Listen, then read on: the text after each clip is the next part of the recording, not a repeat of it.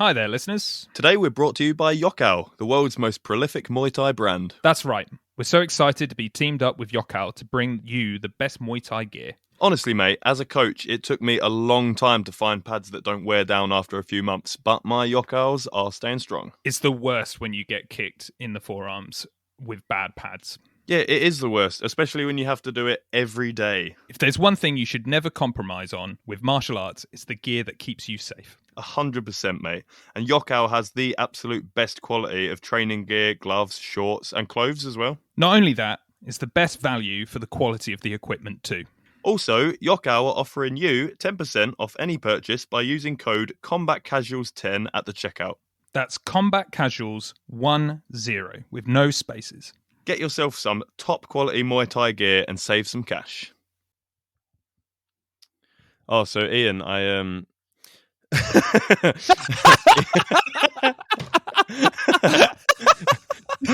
So I went to shit straight away, didn't it? I just placed another supplements order. Oh, what did you get? Well, obviously I got it from Power Body Nutrition, first of all. Oh yeah, I should have asked where you got that. Yeah. We're not good at adverts. No, let's try that again. What did you? Where did you? I did it again. Where did you get that? Hang on. Let's start again. Okay. Right.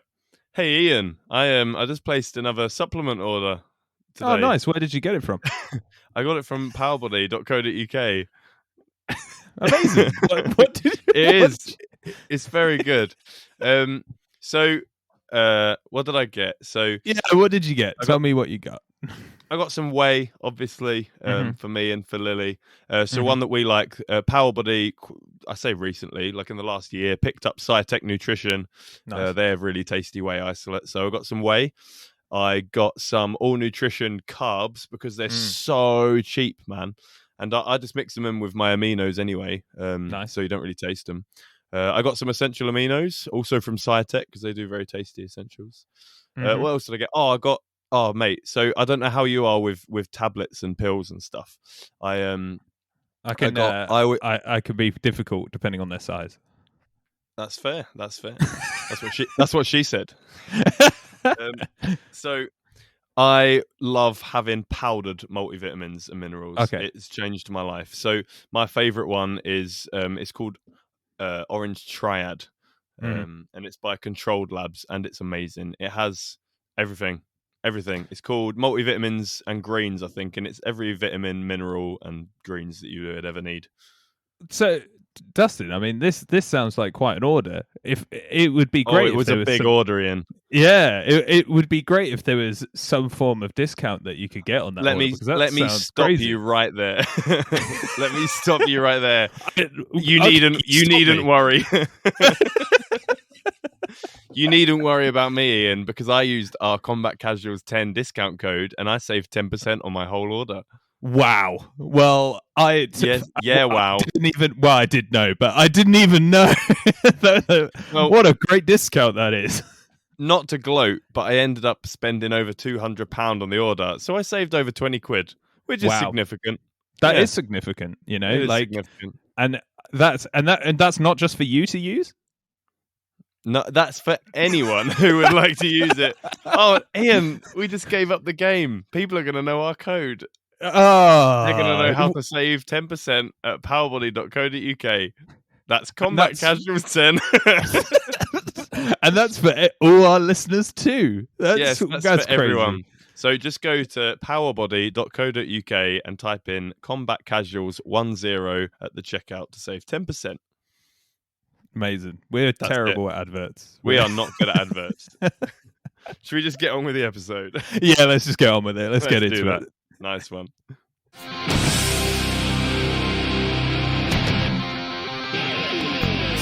Hello and welcome to the Combat Casuals podcast. If you're a fan of mixed martial arts and all things related, stick around. We'll be talking everything from past and future events to harnessing your inner chi and everything in between. We want to provide you with the opportunity to get involved in the ultimate fighting conversation. We've been friends for too long now, and we always have strange conversations. So we thought, hey, why not make a podcast? I'm Dustin. I'm Ian. And we're the Combat Casuals. Oh, so Ian, it was you telling me to watch Invincible, wasn't it, on Amazon? Yes, it was. Man, so I can't remember if I'm 4 or 5 episodes in. I'm loving it. It's so good. It's amazing. It's so good. Amazing. I mean, we can't say too much about it because I don't want any spoilers. If there's anyone I think it's one of those shows that you don't want to spoil. Even episode 1, like you don't want to go too much into it. No, too right, man. It's crazy. It's crazy. It's so good. I'm loving it.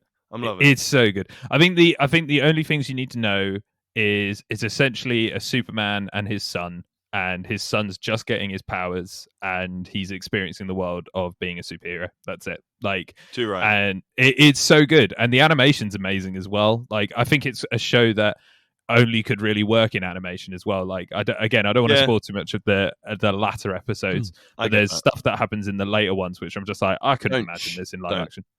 Yeah, don't tell me nothing. I don't want to know. Like, I'm just excited to watch it all the time. Even Lily likes it, and she's not one. She is not one for animations. She's not. She's not like an animation person. But then, like, outside of the Avengers, she's not too bothered about like superhero and fantasy and stuff like that. But she's enjoying it. So yeah, I just recommend anyone who has Amazon Prime watch Invincible. It's very good. I think it's great. I think they've commissioned it for 2 more seasons, which is awesome. Excellent.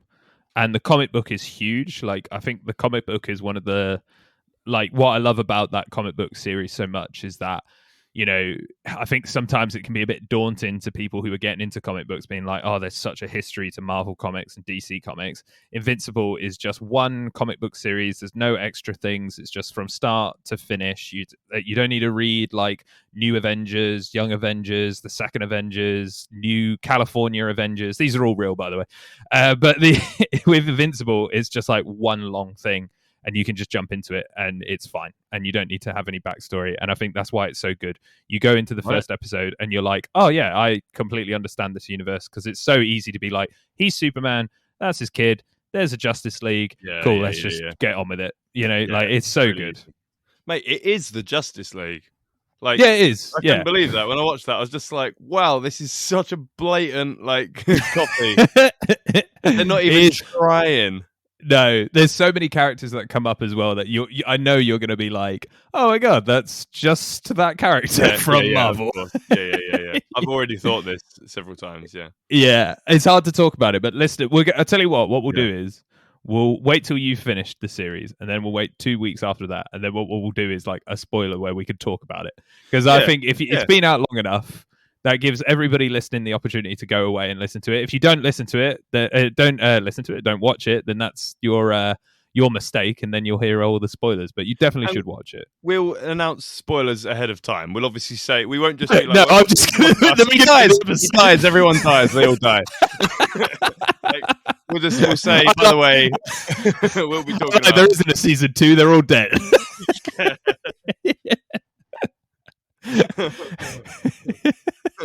I was surprised by season 2. It wasn't an animation. It wasn't called Invincible. It was almost like it was a completely different show. And they hadn't... It was about like drug lords in Mexico, and it was called Narcos. I don't really understand. I don't know how it... I don't know how that linked. It didn't make any sense. No, it's great. It's really good. Hard to follow plotline. Yeah, and that seemed to say it was based on a true story, but I haven't seen a guy flying around in the air. I don't know what's going on there. No, it's very good. I totally recommend it. In terms of things that are relevant to our podcast, obviously... people have said this to me before, by the way. Sorry to interrupt. Somebody last week, after they listened to the podcast, went, how the fuck did you end up talking about Watership Down? And I was like, I don't know. You know, it's who knows anymore. How did we? Because it was Alien first. I don't know. I cannot remember how we got into that. We just love cartoons. That's how it is. Yeah. We do. But no, actually, no, because I hate Watership Down. That's not an explanation. Anyway. Oh, man. Anyway, things relevant to MMA. Anderson Silva versus Chavez. Mate, I wanted to bring that because we haven't done a podcast since the last UFC card that we predicted, but I did not want to go into that first. I wanted to talk about Anderson Silva. I wanted to talk about what a fucking legend he is. I was happy for him, man. What a guy. What a guy. Is he the first, like, well, he can't be the very first, but he must be the most high-profile guy from MMA to go over to boxing to win a fight and actually against a legitimate opponent, like somebody who's really good, and also at 46. Yeah, mate, he looked great. He looked great. I can't believe it was a split decision. In my opinion, I was like, Anderson 100% won this. I mean, I'm not the biggest boxing fan. Ridiculous. Yeah, it's crazy. That was so stupid that I can't believe a judge saw it the other way. I'm guessing, have you watched it or not? Yeah, I have. Yeah, I got up this morning, saw it on Instagram that he had won, and I was like, oh my God. Because if I'm honest, I didn't want to watch it if he got fucked up, man. I was like, I'd watch the highlights of it, but I didn't want to watch Anderson Silva get fucked up because I love Anderson Silva. But when I saw he won, I was like, fuck. And I had to go online and immediately watch it. Yeah. Oh, he looked great. Because obviously anyone who listens to us knows that me and Ian don't massively follow boxing. We're not massive. But I was obviously having a look at Chavez. Well, I thought it was Chavez, but they kept pronouncing it Chavez on the Chavez. So I'll say Chavez. I was looking at his record and that, and I mean, he seems like a legitimate boxer to me. I've heard his name. He's a champion, wasn't he? Was he? Yeah, and he's only 35. Silva's coming in at 46. Some old geezer. Mate, he looked so good. He actually looked really good. He did look good. He was very slick, yeah. I think now that I think about it, it's like Anderson in his later career in the UFC, like I think obviously he had difficulties with the clench game with wrestlers and things like that. But as you pointed out last time we talked about Anderson, he still hung in there with Israel Adesanya. Like I know people would say, and maybe Adesanya would say, or Adesanya fans would say, oh, Adesanya wasn't going 100%. I think he was. Like I think man. He respects him too much to fight him. No, he wouldn't have accepted the fight if he weren't going to fight him. Shut up. Yeah. What a load of rubbish. What a load of rubbish, man. Anderson looked really good. It's more disrespectful to accept a fight and not give it your all. That's very honestly, I find that annoying. I find that annoying anyway. It's kind of not just on high profile stuff. Recently, this is kind of like, I guess you in training you don't like tap and tell and sort of that stuff in training, but recently, again, not naming names or anything, but there's been a particular person I roll with in class who just kind of always goes, my cardio, that's why I tapped. I only tapped because of my cardio. Shut up, and I was man. like, yeah, it really, because if that's true, that doesn't help me. I'm trying to get better at submissions, and I want to know if that actually worked or not. And like, if it is because you're tired, then at least let me try and get the submission better. You know what I mean? It annoys me when people are like, I wasn't trying. That's why you got it. And I'm like, oh, for fuck's sake. Yeah, but so this is another thing, right? So you saying, oh, it was my cardio, I was tired, whatever. Right.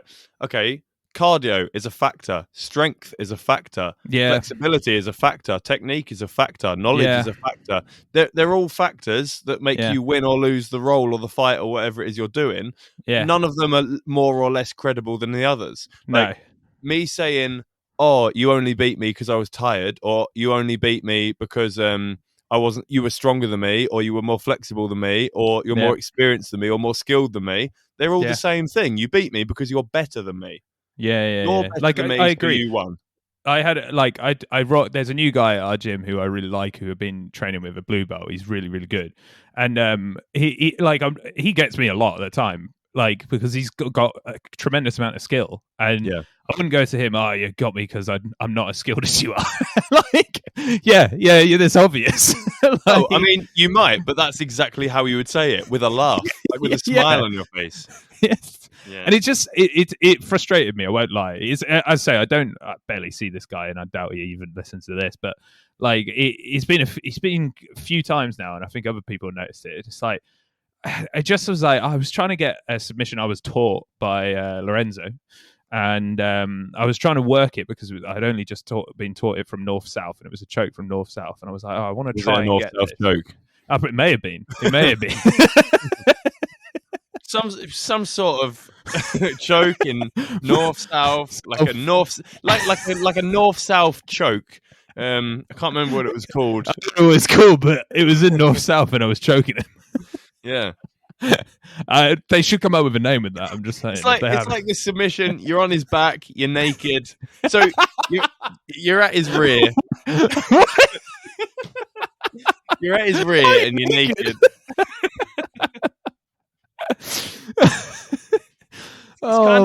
kind of like my arm is a hook, and I'm going for his heel.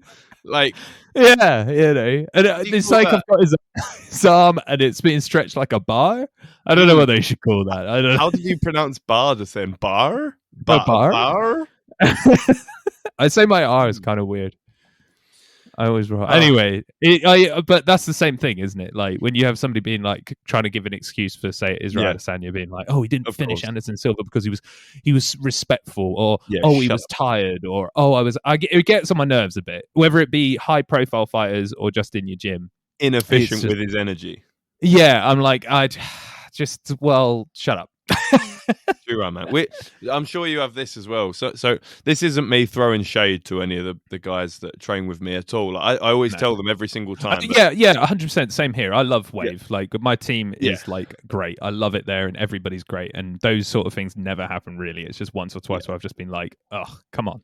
So I'm sure you get this, and people don't do it out of any sort of malice or anything. But like you'll be rolling, and some people like you'll take their back. And they'll just tap and be like, "Oh, like I'm done." And you'll be like, "What?" And they'll be like, "Oh, well, I just see where that was going. Like you were beating me." Like, and I always tell them, I'm like, "You can't do that." I said, "No, just helping your teammate. Let him go for the sub. He needs to practice. It's not just about getting your back. It's about maintaining back control and getting the sub. You know what I mean? You even if you're too tired to fight properly." Give him something until the end, or at least let him put the sub on. You can't just be that's like, exactly what I was talking about. Yeah. I want to learn how to put that on. Exactly. You'll get in full mount, and they'll be like, "Oh, that's it. I'm tired. I'm not going to be able to get out of here. I'm stuck." Okay, well then he's going to submit you. Then do you know what I mean? Don't just call it a day. No, completely. Completely. We luckily like that doesn't. As I say, the only time has been recently with this one person who like has always been, even with like small things like trying. Practicing single legs, he just kind of gives up and is like, "Oh, I'm just so tired," and I'm like, but that doesn't help. It doesn't help me. But everybody else and how we practice, it's always like we start in a position like that. We start on your back, so somebody's got your back, and you've got to work out of it, or they've got a chance to get the submission. So you get to learn that, and I think that's good because I think you're right. Perhaps people go, "Oh, I can't get out of this," but if you start already like in a compromised position, you're going to have to work to get out of it. Yeah, that's the whole point. You can't just be like, "Oh, we're beginning and we're finished." yeah, exactly. And like, I mean, it's like open mats, which I haven't been to in fucking ages. I really need to go to open mats, but open mats is the only time I think where we just go from like knees, unless it's like very chill in the class. Like if there's very few people, it's like sometimes we've been starting from like something I've been trying to do a lot more now is starting from standing, because when the last time I started a competition, I like completely kind of froze because I was like, fuck, we're starting from standing. It was just like, oh shit, like I was so in my head about how to get somebody down. That's all I was thinking about. Then when we did get down there, I was like, oh shit, all right, now we're here. And like I was just so in my head. So now most of the time I'm like, can we start from standing, so I can at least try a double leg takedown, and if you sprawl really well, I can work out on how to get you down, or at least like pull guard or something like that. Or even at the very least, like a lot of people forget that doing this type of training, not necessarily doing drills, but doing training like that, like open mat and sparring, it's not all about practicing your subs and practicing your perfect double leg takedown. It's getting comfortable with failing the double leg takedown and then being in a bad position and knowing what to do. You're not going to hit the double leg every time. Often they're going to sprawl, or they're going to catch you on the way in, and you've got to accept that might happen, and you've got to keep calm and figure out something to do. We always say, or at least Lorenzo always says, and the coaches Ian and Sasha, they always say like, it's never going to be how we teach you. It's never going to be this slick move that you go and you're down, like, or you've got the armbar. You're going to have to fight for every single thing you get, unless you're really slick. Yeah, unless you're like a Craig Jones or like a, Gordon Ryan or somebody like that who can just fucking jump into a heel hook and like nobody can do anything about it. But most of the time, like even they will deal with people who like nothing's just like move you move their ankle here and you put your hand under, and nothing's like that. It's always going to, and that's why I want people type of guy to complain about after. Well, that's why I love the most, like all I'm going to say all. I love all the training partners at my team, mainly because like that is what we do. Like it's always a contest to get what you want, and even when it's like you're going at 60%, because you're both going at 60%, you're still at the same level of somebody trying to get something. You're always going to have that level of like, we'll put some like resistance on what you're doing, but at least let them get to the submission even with the resistance, because then you can like still get the movements down. 100%, man. You're never gonna, like, I mainly try, there's so many times I've failed to get a double leg takedown in the last 2 weeks, but it's knowing what to do after that fucks up, you know. Definitely, man. Which I'm like, oh my god, it happens all the time. So the person I was going to complain about, not a specific person, is you, Ian. A type of person. Yeah, people who just fucking complain. You're a fucking pain in the ass. You come on this podcast, hey, you fucking moan all the time. It's what was I saying? Fuck's sake, Ian. It was me. It actually is me now. It is you. No, it's people who, for example, I'll be teaching a movement, and they'll be trying to drill it, and the person who is receiving the technique will be like they're rolling, like they're sparring. They'll be all tense, and they'll be like fighting the person. And I'm like, they've only just learn it, or they're in the process of learning it. Like, you have to relax and be calm. And they're like, oh yeah, but what's the point if it don't work against someone who's struggling? And I'm like, okay, right, I'm going to tell you how to do a tennis serve. Here's Roger Federer. Good luck.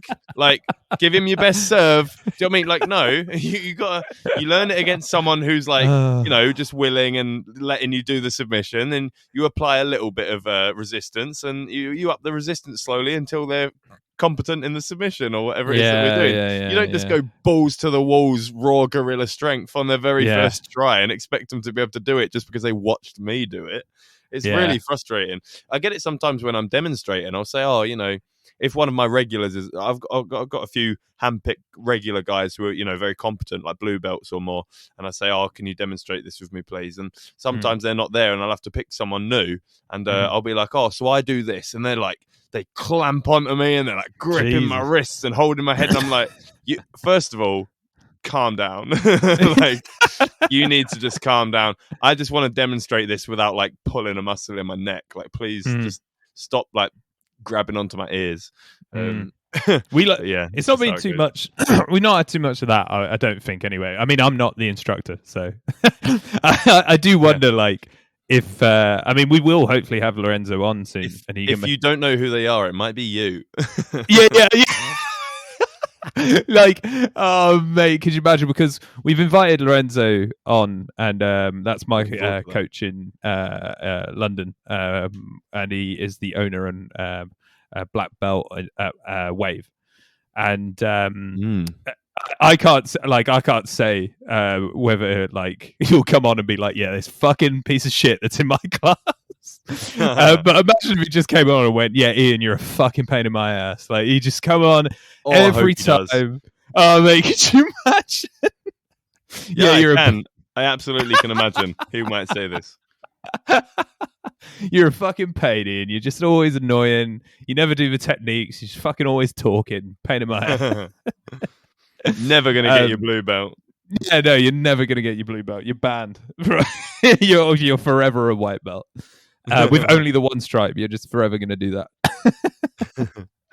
No, but it'd be good to get him on and see his, because obviously we talk about it from two different perspectives as well. You're talking about it as a somebody who teaches, as a coach, and I'm talking about it as a student as well. The things that I guess are frustrating as a student, there's nothing in, like, as I say, I don't want people to listen to this from Wave and be like, what a piece of shit. Because honestly, I love training at Wave, and I think it's a great team with great people, and like it's just somewhere where we get to have a lot of fun whilst also learning. It's just this past week, there was just a couple of times where I've been partnered with a particular person, which I've just been like, I really didn't want to be partnered with. I like how every time we say anything moderately negative about either training partners or jiu-jitsu, you have to go, no, but seriously, I love Wave. I really love Wave. I love my coaches. I love my training partners. I love London. I love it. I wish I could live there. Don't send me away, please. Don't. Please let me back in, please. I can just imagine you getting kicked out. Wave. I don't actually train there. I can imagine you getting kicked out and just like pressing your nose up against the glass. Like, please let me back in. I love Wave. I love you guys. I love Lorenzo. I love your training partners. Don't ever leave. I've got nothing else in my life. Please don't leave me. I need my blue belt. I'll leave then. Just let me get my blue belt and I'll leave. Thank you. I've got nothing left, please. This is all I have. This is it. This is all I have. Oh my gosh. We laugh because it's true. That's that. Yeah. Where else am I going to go full gorilla strength on someone? Please. I need to strangle someone with my pajamas, please. Oh man. Anyway, back to results because we've wildly gone off track. Also, I guess last weekend, because we did a prediction episode of lots of events, there were tons of events last weekend. The main one, obviously, UFC 263. That was a great card. Have you not done one since then? Are we having? No, man, we haven't talked about the results. We didn't talk about results at all, bro. So, in your opinion, the biggest fight on that card? Okay, what's your question? What? Which are you going to ask me about Leon Edwards and Nate Diaz? No, I was going to say, in your opinion, what's the biggest fight on that card? Oh, okay. I thought you were going to ask me what do I think about the Nate Diaz. We'll get into that because that was a fucking crazy one. But I actually think Davison Figueiredo versus Brendan. Yes. Yeah, Moreno. I think that's Thank you. That was the absolute too right, man. It was amazing. So happy for Moreno. What a guy, dude. I bet you love Moreno. He's you, just smaller. Yeah, he is. Fucking loves Lego. Yeah, loves his cartoons. Huge nerd. I love that guy. When he won, I was just like, that's fucking great. Because also, the first fight, if Figueiredo hadn't done an illegal blow, he would have won that fight. Yeah. So it's just like amazing that Moreno went away, made the adjustments that were needed, came back, and not just won, but won by submission. So I'm looking forward to the trilogy. Do you think there will be a trilogy?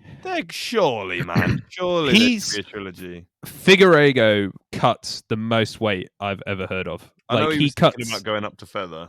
I think he needs to go up to feather because even at feather, he'd be fucking massive, mate. He's huge. Yeah. Do you know he cuts the equivalent of one of his legs to get to weight? Interesting. I mean, I was just trying to think which one you'd perform better with, like severely dehydrated or only one leg. I thought you meant which leg, like his left or his right. What about just the knee down and 50% dehydrated? That's mad, isn't it? That's a lot of weight. It's crazy. Crazy. I don't know how much his legs weigh, so I'd need to know that first before. I think it's like an equivalent. I think it's just. I think there's a guy on YouTube. He's called The Weasel. He does like breakdowns and stuff. He's very good. That's not a good name. It's not a great name, I will say that, but he was talking about he cuts 18% of his body weight to get to. That's a lot. It's nuts, and he said that's the equivalent of like somebody's leg. I guess it's not like, but 18% of his body weight, mate, to get down to that division, and he only weighed in with 1 minute, like within the last minute. Christ on a bike. Yeah, I'm not saying obviously Moreno won because of the weight cut was bad for Figueiredo, not at all. Like he came in.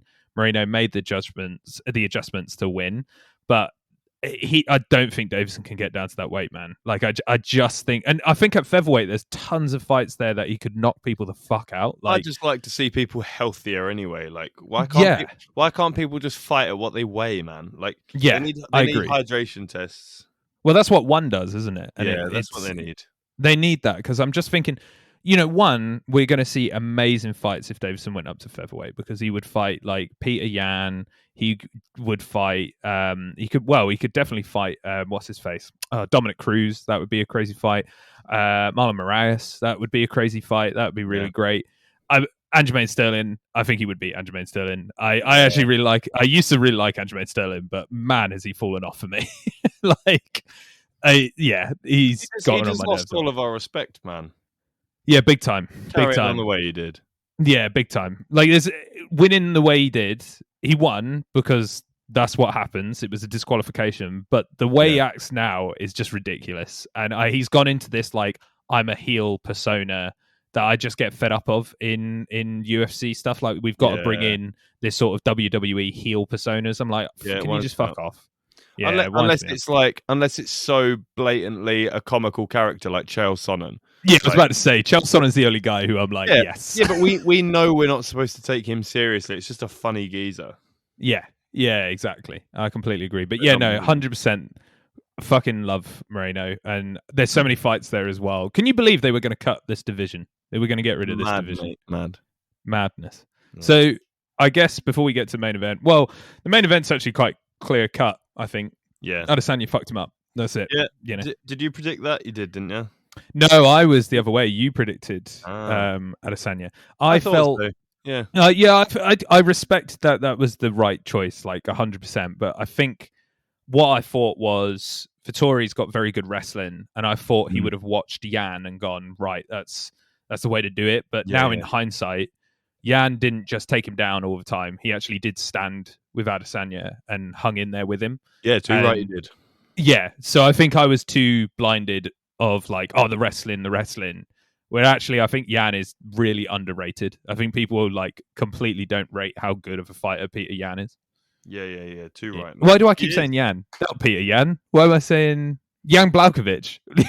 Peter Yan's the fucking featherweight champion.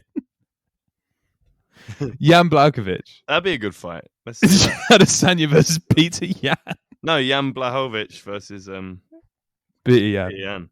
Yeah, that'd be crazy. I'm not sure how to pronounce Jan Blachowicz's name. So I know that Blachowicz, isn't it? Well, I know that in Polish, the L with the line through it is pronounced like a W, not an L. So I think it's Blachowicz.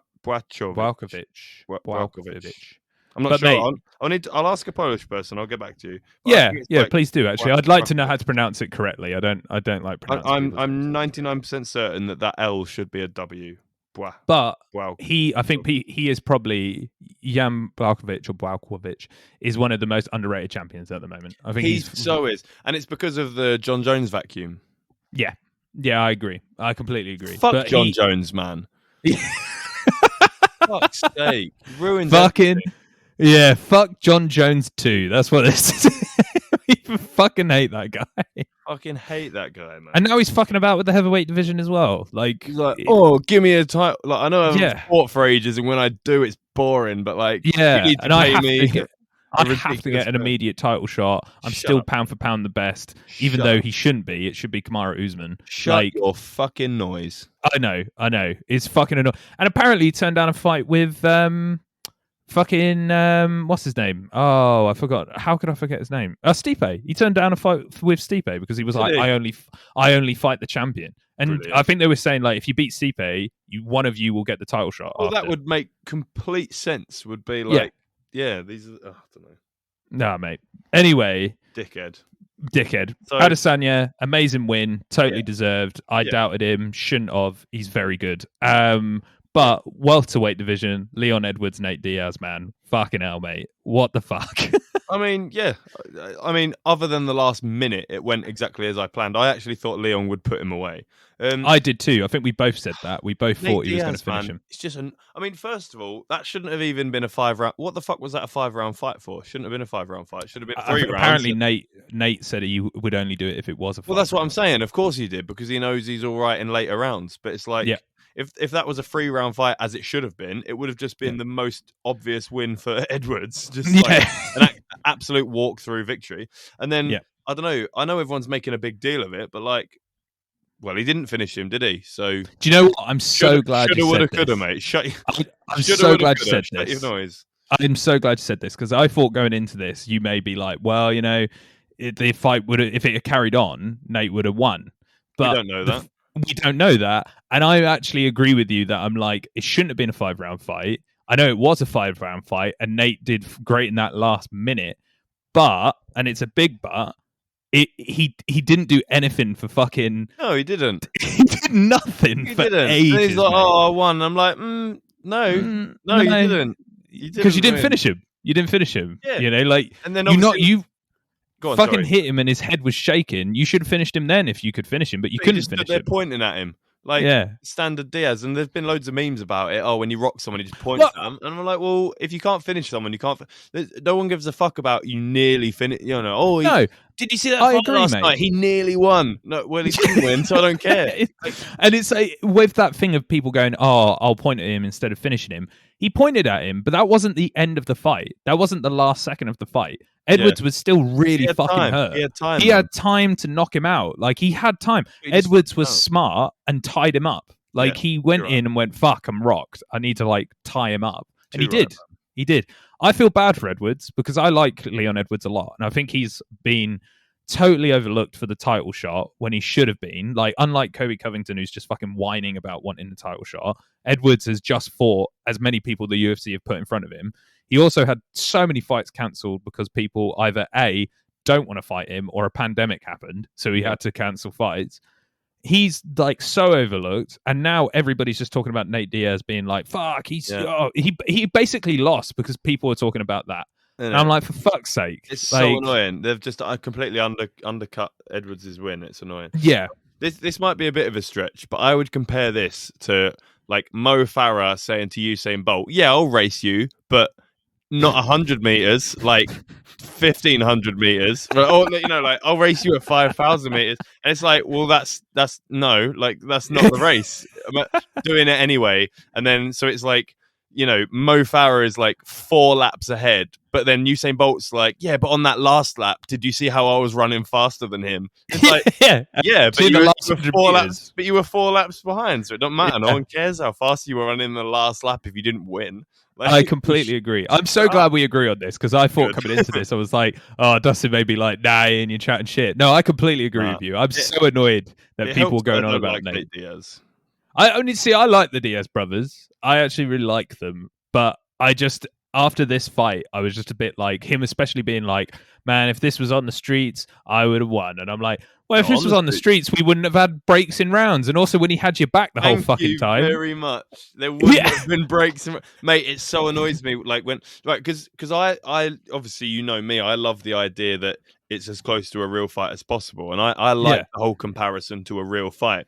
But you can't use it as an excuse in a fight and say, if it was real, I would have won. Because, it's not real. Like, there are rounds, there are gloves. Do you know what I mean? Like, we could also say, okay, well, what if he didn't have gloves? Look at all the shots he hit you with for 4.5 rounds straight. What's to say that none of them wouldn't have got a doctor stoppage or put you out? Do you know what I mean? Yeah. Also, I'm pretty sure that in the street, it wouldn't just go on for 25 minutes without any interference from passers-by or friends. Like, I'm sure it would get interfered. There's no way. Could you imagine just 25 minutes in the street, everyone's watching like, yeah, this is fine. This is fine. Have you ever seen like a fight or a scuffle in like a nightclub or a bar or something? You've got 5 seconds max to do as much damage as you can, and it gets broken up by everyone. Exactly. You got 5 seconds, man. In the street, maybe 15, 20 seconds before people get involved. Yeah. And that thing of like, I just so annoyed because there were ends of rounds. The rounds ended, I'm certain, where Leon Edwards was on top of Nate. Like, he had control of him on the floor. And there were points where his jiu-jitsu was better than Nate's. I thought Leon Edwards was really fucking taking it to him. If it was in the street and he got you to the ground, and let's say hypothetically in a weird world, like, it's or not even in a weird world, it's one of those backyard fights that we saw Jorge Masvidal do, even though they only lasted like a minute anyway. But let's say it's a weird fight like that, and it's gone on for 10 minutes. Nobody's gonna go, right, okay, you got his back, that's the end of this round, let's have it.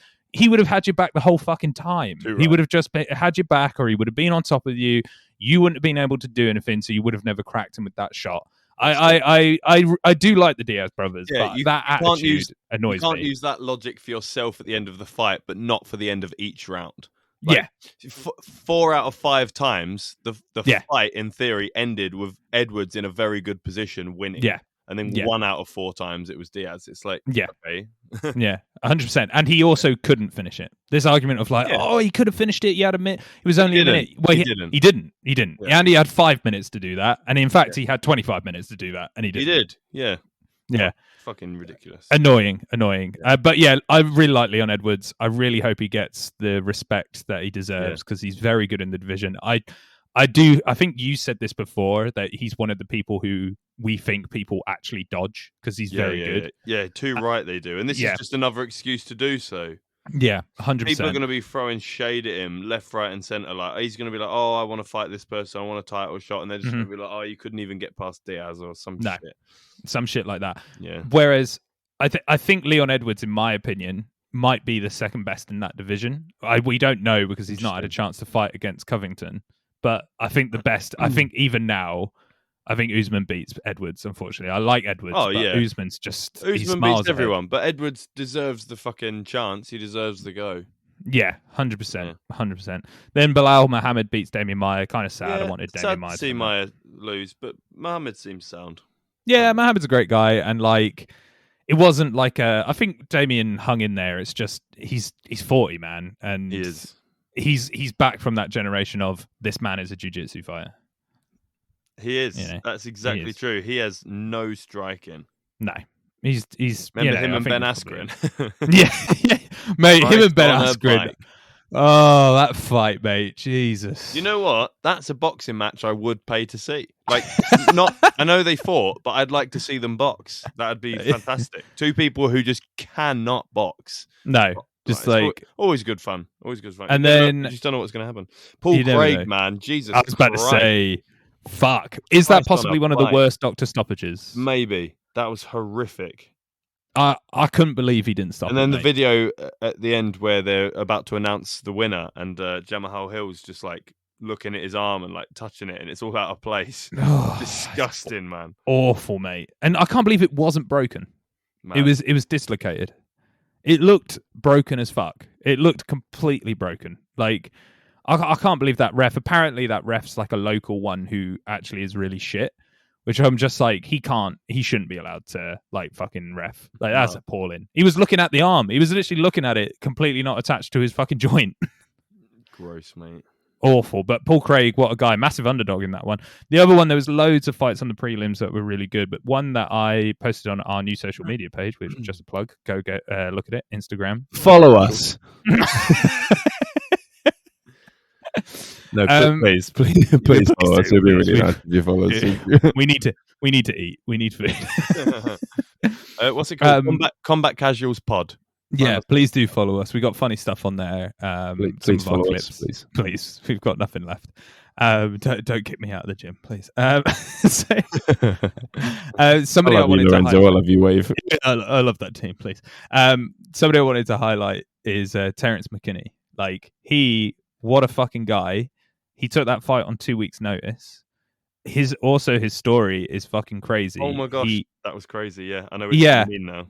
Knocked him out in 7 seconds, took that fight in 2 weeks' notice, and I can't remember how many years ago, but some years before, he almost died because he was like off his nuts on drugs, and like he got like his neck cut whilst high, and the police had to like stop the bleeding and stuff like that, and like he almost died, and then he turned his entire life around, stopped doing drugs, moved away from that. And to not only, because he also didn't get through on Dana White's Contender Series, from what I understand, he didn't get through, sadly. So they called him up and was like, "We need you short notice." Everybody was like, "He's definitely going to lose." He fucking won in 7 seconds, and I was like, "What a guy!" Like, that's of the entire card. That's my guy of like feel good story, man. Like, what a fucking guy. Yeah, man, guy. Oh, and then he smashed his leg up, didn't he? I think he did, yeah. He climbed on the cage, and when he jumped down, I don't know how he injured himself, but he like jolted his knee, didn't he? Yeah. So I don't think he'll be fighting soon, but what a guy. Man, fuck's sake. Yeah, like, fair play to him, but dude. What a guy. I just wanted to highlight him because I don't think there's many stories like that, and I think sometimes they can be a bit lost in the heat that Adesanya and Vettori had, and like the big news of it, and there's amazing stories from UFC. But that's one that I was just like, what a fucking amazing story, like genuinely. So yeah, Terrence McKinney, what a guy! Like, If you're listening, I love you, Terence. I love Wade. Yeah, Don't fair ever. play, man. And yeah, as much as like big respect to him, man, how gutted would you be like to get such a sick highlight reel knockout like that? That's amazing for your career and is like, and then to just bust up your knee by celebrating. Or did you lose me? Just briefly, but I think it's recorded on your end, so it's fine. Don't worry. We'll cut this out. Ignore it, listeners. No, let's not cut this out. Let's start going into post-production. Yeah. it wouldn't be an episode in the middle of the podcast now. We've done it at the start. We've done it at the end. We'll just do it in the middle. And then we'll circle back to talk about Korean Zombie. Yes, that's the other one. Like this weekend's fight, it's fucking great. He wants to fight Holloway now, doesn't he? Yeah, Holloway had to drop out of his fight, didn't he, with Rodriguez, which is a shame. Like for an undisclosed injury, it is a shame because I think Rodriguez. I mean, I'm not the biggest fan of Rodriguez, but he's an interesting matchup for Holloway because I don't think Holloway has fought many strikers like Rodriguez, so it'd be an interesting matchup. I think Holloway fucks him up, but it's still an interesting matchup.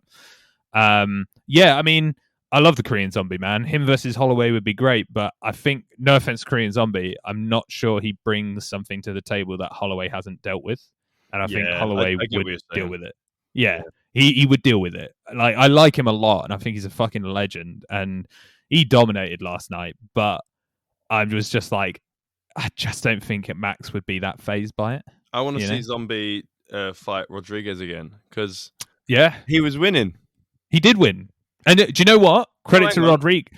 What was the elbow knockout? Yeah, it was in the last second. Rodriguez? Yeah, Yair Rodriguez, yeah. Yeah, knocked out Zombie. Yeah, that's like the last second. That's what I'm saying, but Zombie was winning, wasn't he? Yeah, the whole time. Yeah, exactly. So I'd like to see the rematch because I feel like Zombie definitely needs to get his own back on that like last second knockout. I completely agree. And I mean, I was going to say credit Rodriguez to actually finishing it because Nate Diaz couldn't, but that knockout was like really, I'm not saying it was lucky, but fucking hell, mate. Fucking lucky, man. You can say it was lucky. It was so lucky. It was very jammy, weren't it? There's no way you could just predict, like, he's going to duck into the right 100. I mean, like, right here. There's no fucking way, man. You didn't know that. He was just throwing out whatever the fuck because he was like, oh, fuck, I've lost. I might as well just swing my arms about like a wacky inflatable arm flailing tube, man. Oh, mate. Yeah, no, 100%. I completely agree with you. Like, fucking fair play, man. He threw an elbow up. It worked. Like, whatever. Well done, mate. It happened. Well done. Yeah. You did good. Yeah, I'm happy to see Zombie win. I like Korean Zombie. He's good. I like Korean Zombie as well. He's a fucking legend of the sport. No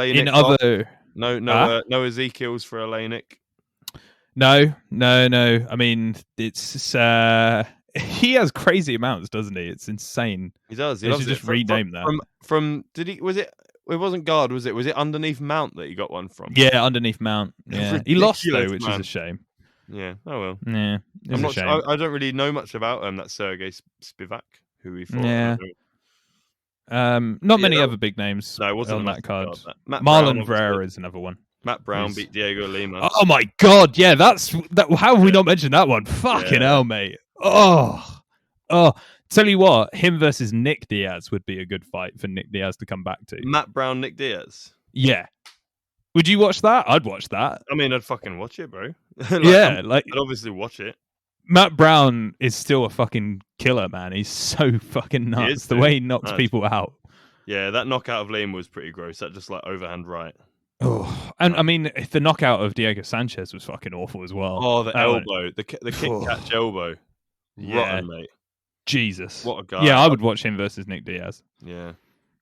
And then other MMA promotions, PFL had one of the most ridiculous decisions I've ever seen in my life, which was Gleison Tebow winning over Rory McDonald. Mate, I'm not sure if you've seen it. I did. Yeah. What the fuck was that? Because when I first saw it, when I first saw the result, like on because I saw the result before I watched the fight, I was like, there's no fucking way. That was my first response, was just like, there is no fucking way. I'm not having it that he beat Rory McDonald.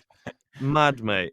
I hate to say, like, you know, that's outrageously like a robbery, and like it's because there's a lot of people like that who go, oh, that was a robbery, that should have, but that was ridiculous. Like I there is no doubt in my mind that Rory McDonald won that fight.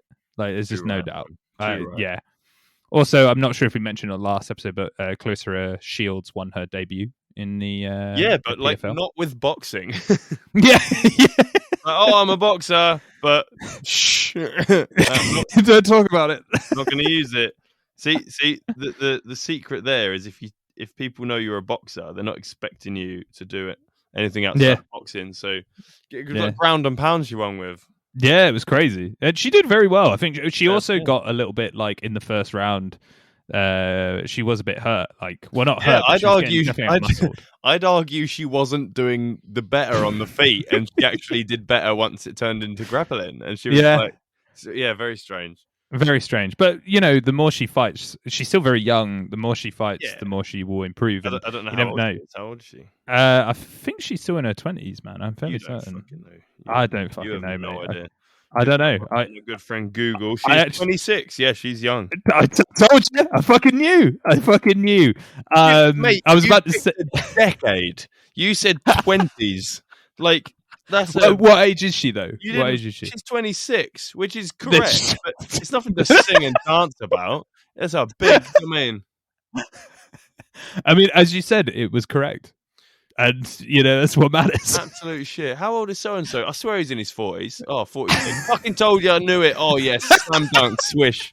Every time. 60% of the time, it works every time. I mean, she's competing, so she's not in her teens, and she's good. So she'd know about it. We'd know about it if she was in her 40s. So you pretty much had a 50-50 chance of getting that right. You've heard she's young, so the best chance was to say 20s. There was absolutely. You did I'm not count know. It. No, you're not counting that. Process of elimination. She's not going to be in her fucking 40s or 50s, is she, or her teens? So, and if she was in her 30s, they wouldn't say she's young for a fighter. So she had to be in her 20s. Exactly. You used logic, mate. Knew it. Fucking knew it. Fucking knew it, mate.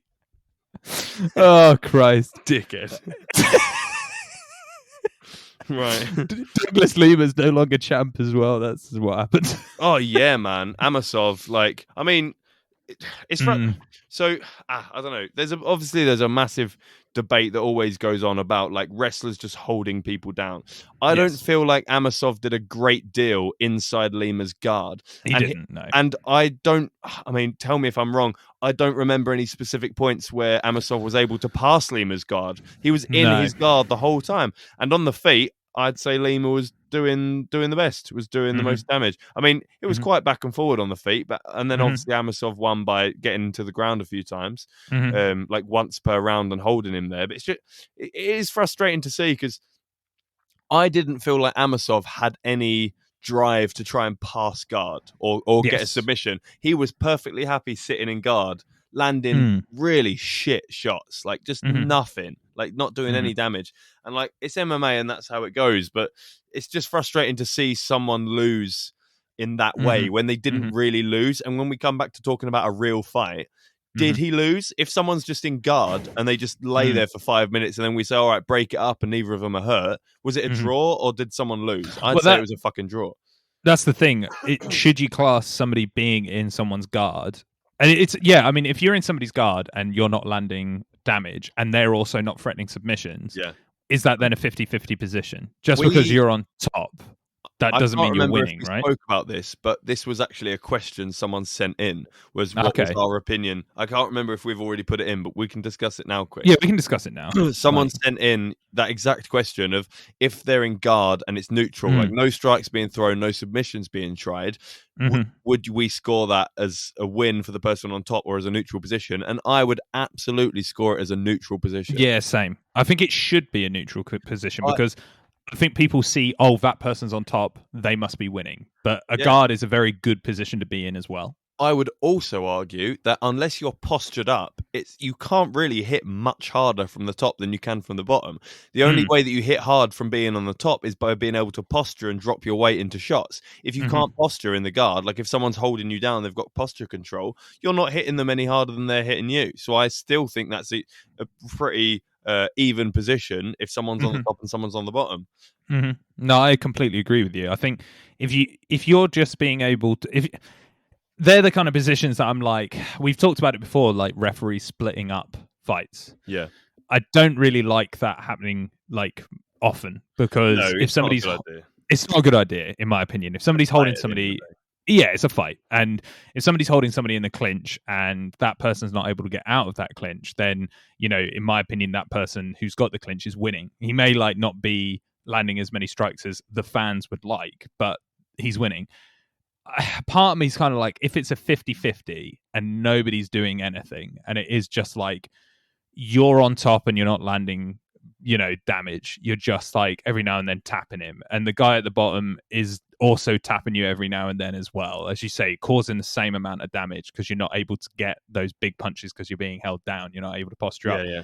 Is that a point where a ref should maybe be like, right, okay, no, this isn't going anywhere. This is actually going nowhere. Yeah, this, too right. We should separate this now. Like, that's a separation point, you know, because if you're not trying to pass the guard as well or posture, there's not much really happening there. And if the guy on bottom's not going for submission, there's nothing going on there either. Surely it's a similar principle to when they're on the feet and they're not engaging, and the ref will kind of say like, "Come on, let's go, like let's work, let's fight." Yeah, you know, nothing's happening. So I have two things to put for you just to think about. They just came into my head. So let's. So if they changed the way it was scored, first of all, a lot of jiu-jitsu guys like to pull guard, right? Yes. But they don't, because it's very risky, because if you do pull guard and it doesn't quite go as planned, you're getting scored against on the cards. So if you change it so that guard is neutral, would we see more jiu-jitsu guys trying to go for submissions, like by pulling guard, like flying triangles and arm bars, like more risky stuff that would end up with you in guard? The other thing is, if we do score the guard as neutral, will it kind of prevent these, like, what lots of people refer to as boring wrestlers from just sitting in someone's guard? Like, they would feel like they have to pass or they have to do big damage. They can't just sit there. Like, I think they're both very good points. Yeah, I think it would only do good to the sport to score the guard as neutral. Yeah, because you would then get an urgency, as you're saying. You would have both sides of that coin, the jiu-jitsu specialist and the wrestling specialist, being more urgent. Trying to win rather than just sitting there, Yeah, because the jiu-jitsu guys would be able to go, right, I can risk something that would get me into guard. Like, exactly what you're saying. There's so many things, like, I think it's very rare to see in an MMA ring somebody just try and pull guard. I think that's a very rare thing to see, because it's just not a point-winning thing. You're not going to go, oh yeah, no, he's got points for pulling the guard, but now then nothing's happening. Whereas I think the only person that comes into my mind on a high profile fight was, weirdly, John Jones tried to pull guard on Rampage Jackson. Like, that's the only thing I can remember, and that was kind of like a weird thing he did at an end of a round. I think you'd see that more, but 100% more, like, more importantly, you wouldn't get, and I don't like the term well, it is boring wrestlers, but it's boring. Not a, it's just not a great term, because I obviously do really like wrestling and I love wrestlers, and I think there's amazing. Yeah, when they're trying to advance position and like a Kamaru Usman, get a sub, not to just stay there. Usman himself was accused of that. I said like Kamaru Usman, but he was accused of being a boring wrestler because he would do that as well. You know, he would be. There were fights where I remember afterwards he like went to decision. It was actually quite boring. He kind of just did that sitting in the guard, landing enough to keep it there. And he went, that was me at 60%, you know, like, give me a title shot. And then Dana White was like, if that's you 60%, like, you need to like go to 100. You need to finish people. Like, and I think if there's more like, well, this is being scored the same, wrestlers would have to go, right, I have to advance the position. Right, exactly. It would make it so much better, I think, man. Yeah, definitely.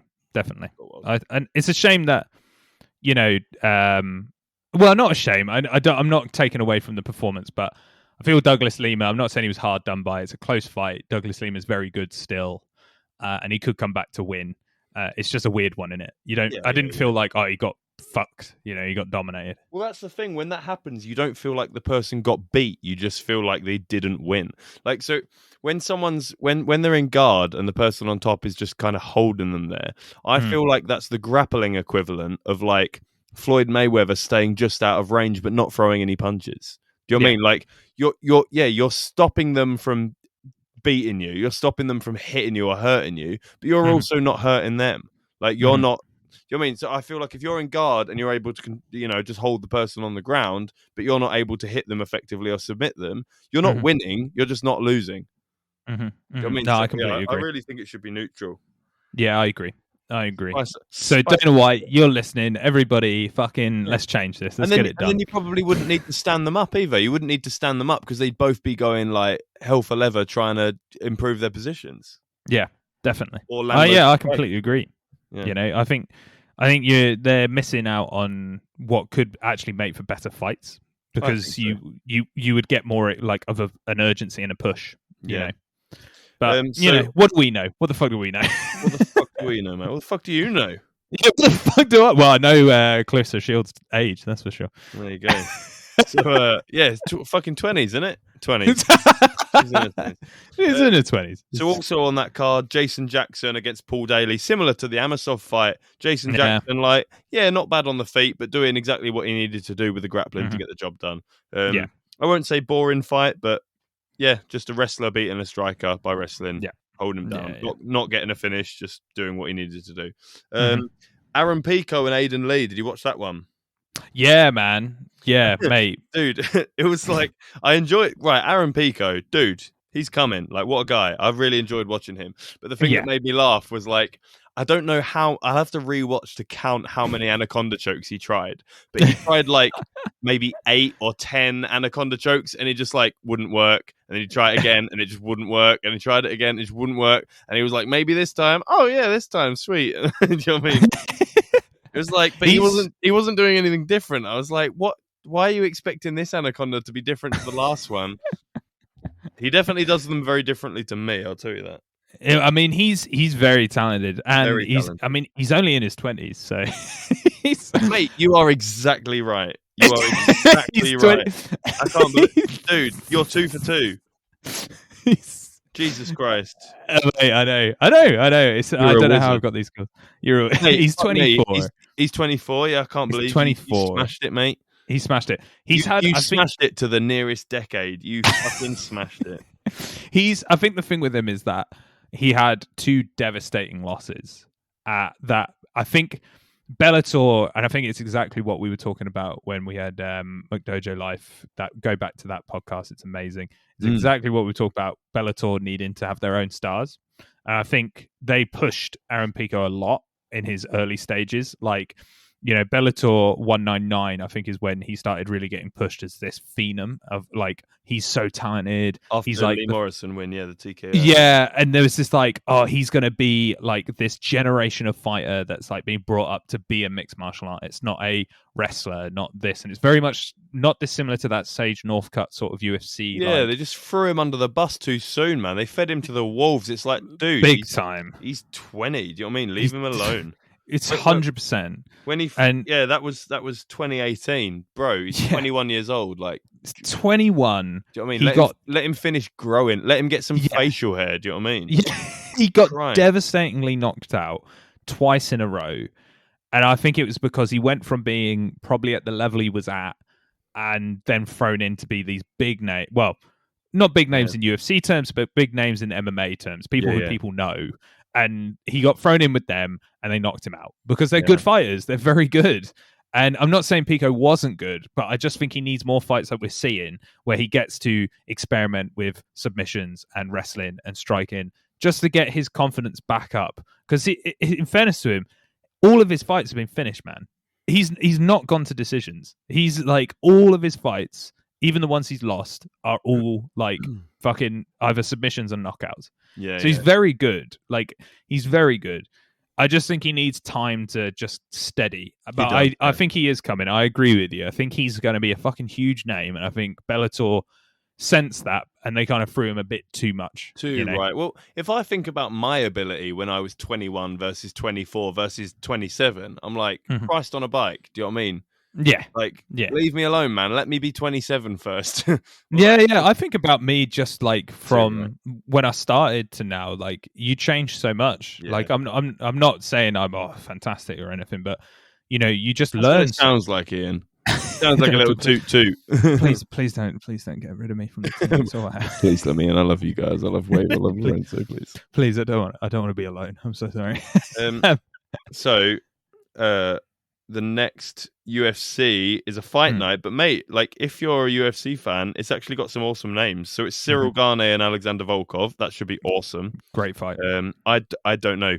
I don't know who takes that. I mean, Gane hits hard, and Volkov has been knocked out several times. So, Gane can gas though. That's the thing. Yeah, and, so he slows real fast. And Volkov is very, very well at like preserving his energy. He's very steady. He's very calculated. So that should be a really good fight. Over in St. Preux. I don't know. You never know what you're going to get from him. Little TKO, little Von Flue choke, little Von Preux choke. Andre Touchy-Feely's on that card. I like him. I don't know why. Maybe it's just his name. I really like Andre. No, I think he's a great fighter, man. I think Tim Means, Renato Moicano. There's some good names on this card. Mate, Renato Moicano, mate, he's so good. Who else is on here? Wally Alves is on there. I feel terrible. He's on his way down, but he's there. I really don't want to mispronounce his name, but Kennedy Nazkawa. I'm going to go with Nazkawa. I'm very sorry for mispronouncing it. I would argue that's a long way off, but I also don't want to try. I don't want to mispronounce it, but he is great. I actually watched his fight at UFC Fight Night with my flatmate. That fight was fucking nuts. Like, he was essentially getting battered. Like, he was getting really hurt. And then out of nowhere, he fucking knocked the guy out, man. And it was brutal knockout as well. It wasn't like a little knockout, like, I dropped him. Watch that one. Mate, watch it. It wasn't like a TKO where he's like, he got him down. He fucking knocked the guy the fuck out, and the guy dropped down, and then he landed a few, and then it was pronounced a TKO. But fuck, man, he like dropped him. It was a great fight. I totally recommend people going to see that. I'm very sorry for mispronouncing his name. I will learn how to say it. As I said earlier, do you remember who it was he was fighting? Carlos Aluga?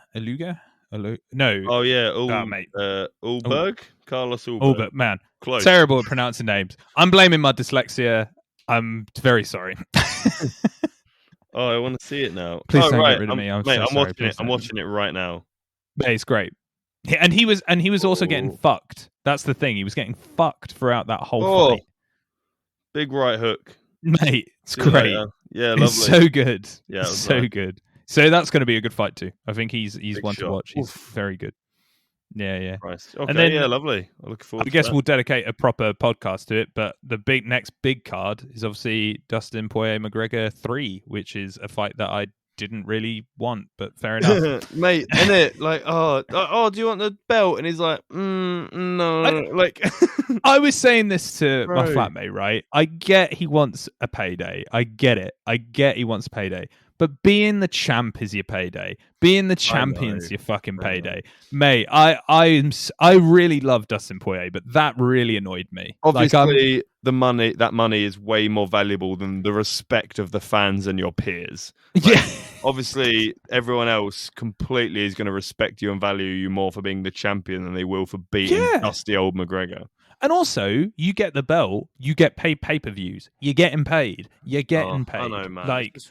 What a wind-up. Like, imagine him versus fucking Charles Oliveira. I think he wins. I think Dustin Poirier is probably the best lightweight in that division. Do you think he beats Oliveira? I think he does. Yeah, I think he's fucking great. I really think he's the best lightweight. I mean, either way, what a fight! I'd love to see that. Let's say hypothetically he won that fight. You know who's next on the card? Him versus Michael Chandler before that. Yeah. And that would have been a fucking massive payday. And I'm like, why? It really annoys me. And this just fight. Better legacy, man. Just better legacy, like holding that belt. Yeah, because now I think Dustin's got more to lose with this. Of course he has, man. If he loses now, I'm not saying he's done, but he's got a lot of work to do to come back up. Because what's McGregor ranked at the moment? I don't even know. He's probably still way higher than he should be. That's what I think. Won't drop him no matter how many times he loses. They will not drop him. He's number 5 at the moment. I was about to say, I bet he's in the top 5, which is completely ridiculous. Like, he should not be in the top 5. It's ridiculous. He's 5. So if Poirier loses to McGregor, he's got to have like 1 or 2 more fights before he ever gets a title shot. He's not going to lose to McGregor then get a title shot. No. You know, the last time he fought in the lightweight division was against fucking Eddie Alvarez. And won, I mean. That's the last time he fought. Yeah.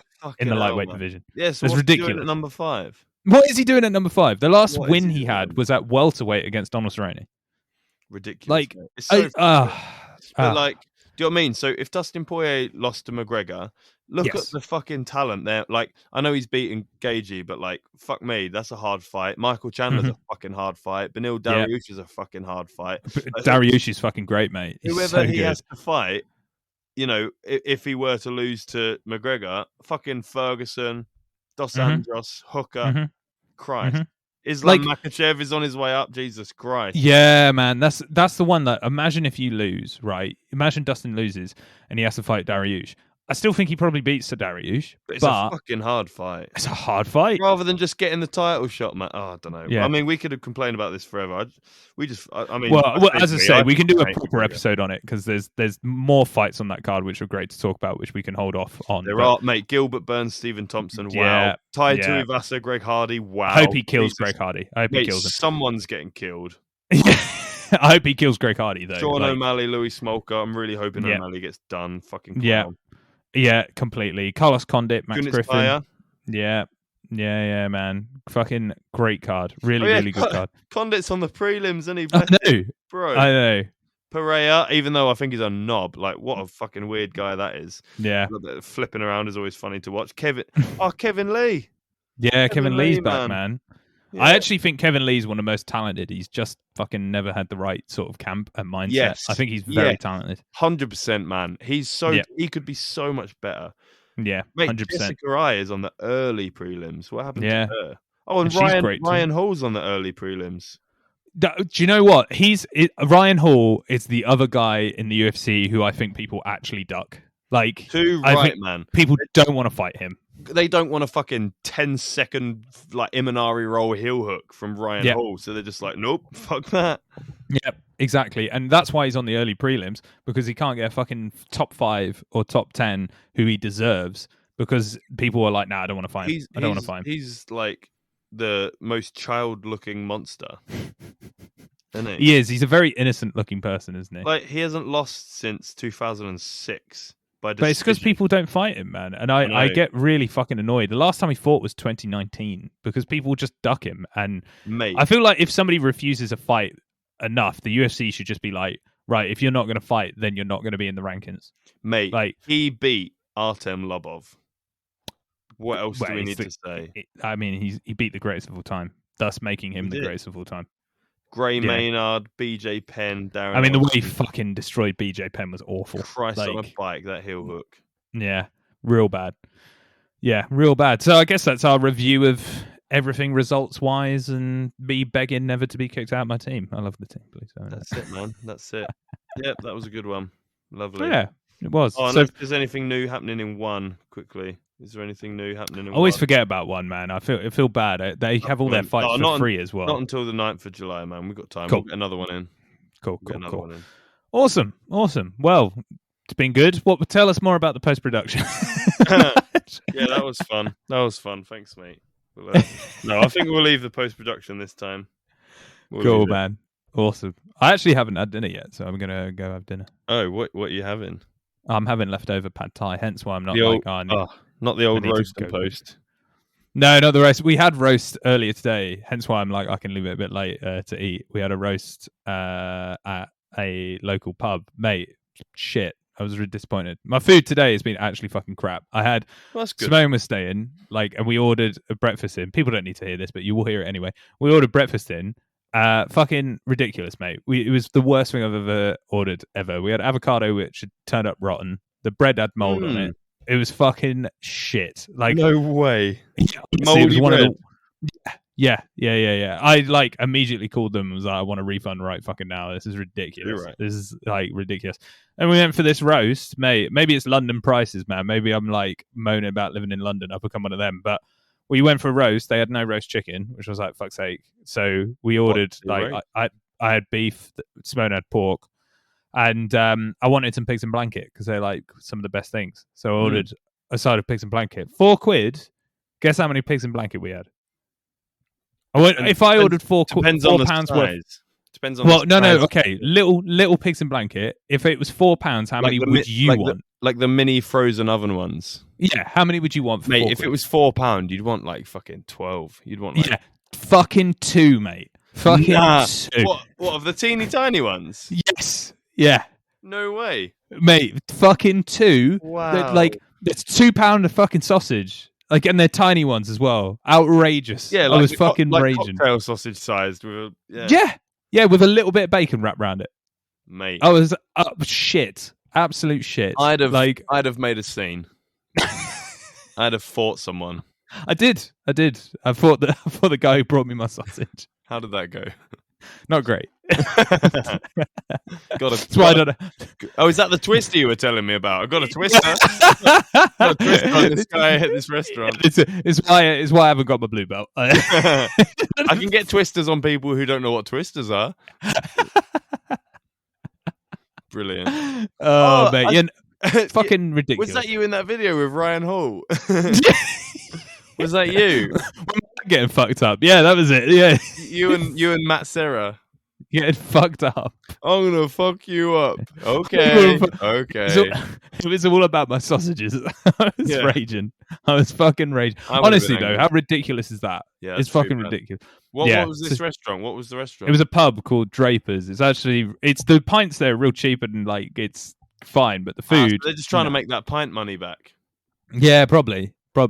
It's where they get the money in. The pigs in blanket money. That's where it's all at. What do they call it? What do they call it? Where a shop will have some products that they have really cheap, and they name there's a name for that product because it gets you in the shop, but then they up the price on other things. I'm not sure. There's a word. I'm not sure, but yeah, it is that though. It definitely is that. But disappointing. A whole day of disappointing food, mate. Yeah. Oh well. It's all right though. I'm good at guessing people's ages.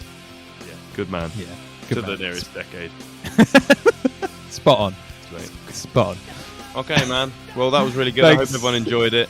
And thanks, guys. It's been really good catching up on the results. And we'll see you next week, hopefully. And as I said before, we'll have Lorenzo on where I'll be begging him to never kick me out. I'm looking forward to speaking to him. Yeah, tell him I'm shit. Yeah, don't, how do you put up with him? Too right. Nice. All right, guys. Thanks very much. Take care. Thanks for listening to the Combat Casuals podcast. To get involved with the ultimate fighting conversation, email us at combatcasuals@outlook.com. We can answer your questions in our next podcast. Or maybe even have you on the show. Be sure to follow, subscribe, leave us a review, or support us however you can. Thank you to Me Against the World for our theme music. Catch you next time.